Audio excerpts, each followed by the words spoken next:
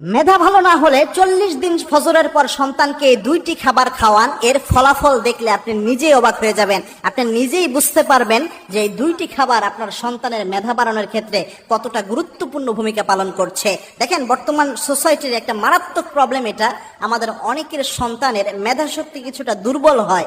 সেক্ষেত্রে অনেকে অনেক ধরনের ডক্টর দেখেন, অনেক ধরনের খাবার অ্যাপ্লাই করেন বা অনেক আমল অনেক সময় জানতে চান। সেক্ষেত্রে 2টি হাদিসের আলোকে যদি আমরা একটা সমাধানে নিয়ে আসি, এই আমলটা অনেক বেশি কার্যকর এবং আমার পরীক্ষিত বেশ অনেকের উপকার হয়েছে আমলটি করার কারণে। 40 দিন যদি 2টি খাবার আপনার সন্তানকে আপনি খাওয়াতে পারেন, আল্লাহ রাব্বুল আলামিন এই শেফা ইনশাল্লাহ দান করবেন। তার মধ্যে 1 নাম্বার হচ্ছে মধু নিতে হবে আপনার।